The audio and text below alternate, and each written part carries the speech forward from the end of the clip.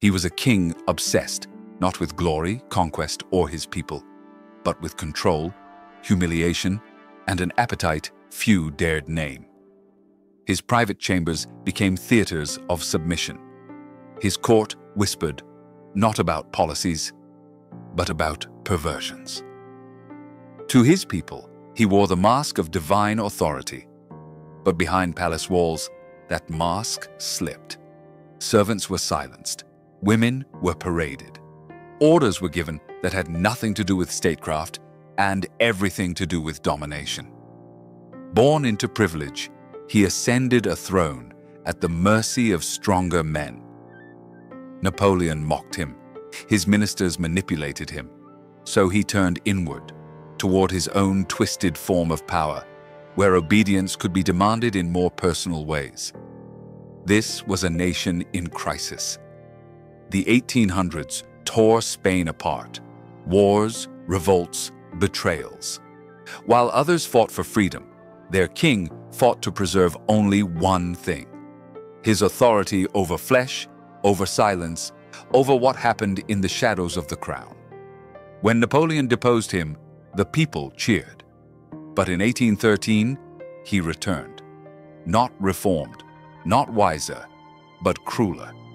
Paranoia replaced diplomacy.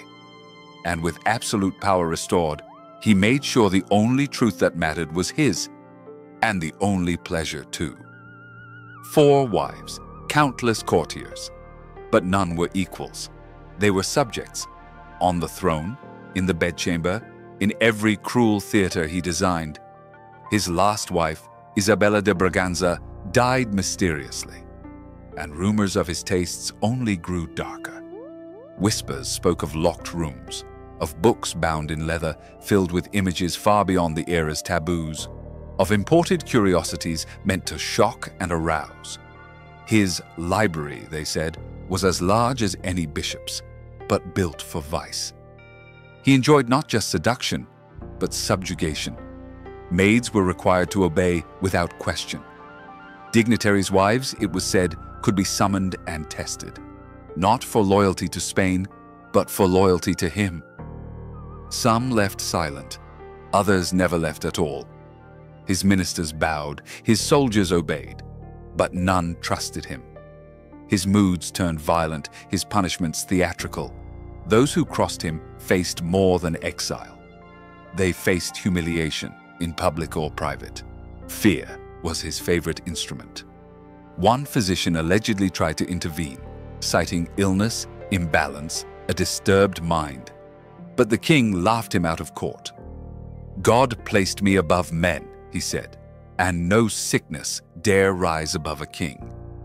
The doctor vanished. While he built his empire of shadows, Spain fell into ruin. Revolts rose, colonies rebelled, but he paid no mind. The court balls continued. The private summons did too. The only battles he cared about were the ones fought behind curtains. He didn't just crave control, he institutionalized it. His marriage bed was a throne of ritual humiliation. Servants weren't just witnesses. Some were instruments.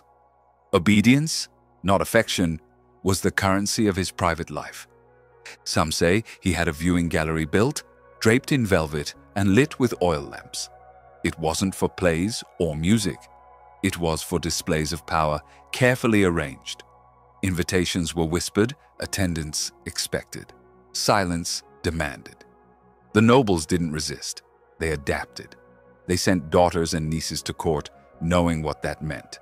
It bought influence. It kept estates safe. And it turned morality into currency. One traded in flesh and fear. One of the strangest scandals involved a raid on a monastery. Officially, it was about heresy. Unofficially, the king wanted access to a rare illustrated manuscript, explicit, ancient, and once forbidden even to clerics. He kept it under his pillow. His confessor, burdened by secrets, eventually fled Madrid.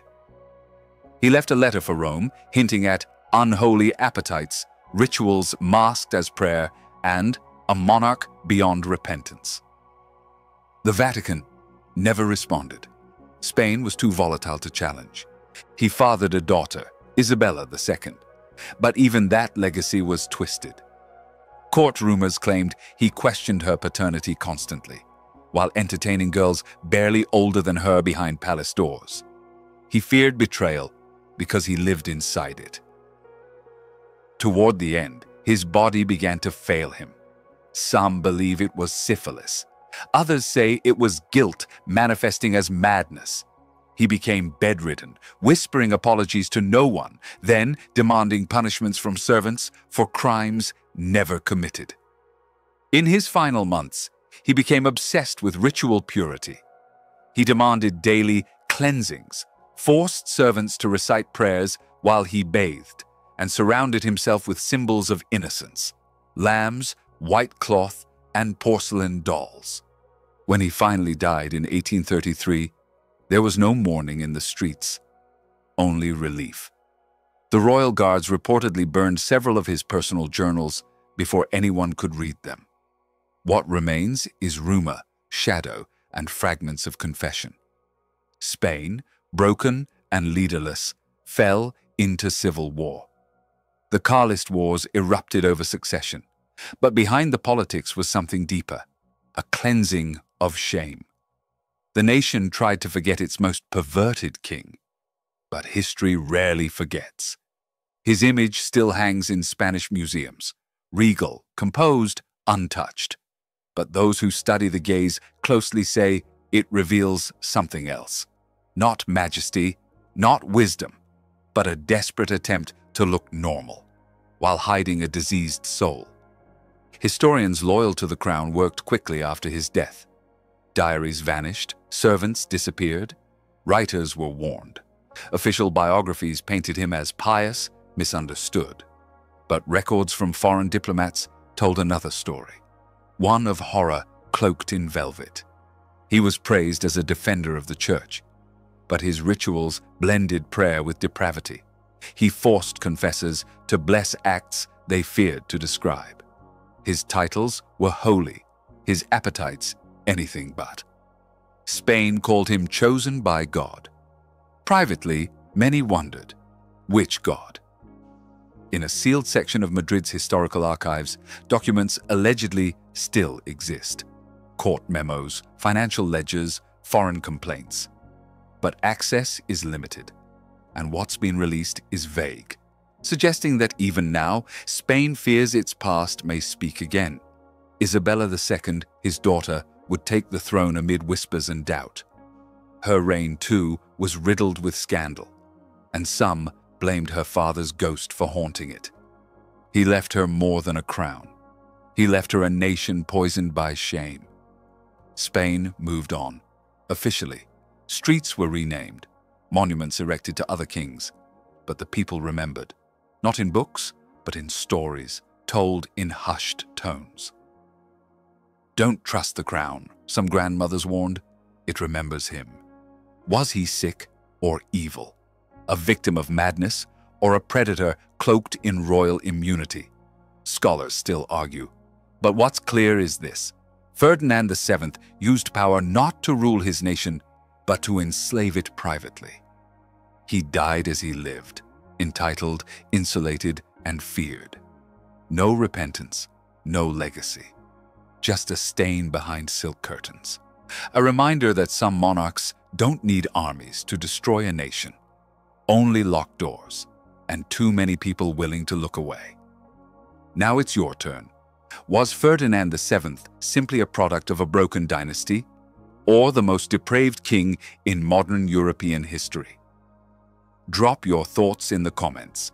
And if stories like this fascinate or disturb you, subscribe to Histoureka, because the truth isn't always taught, but it's never forgotten.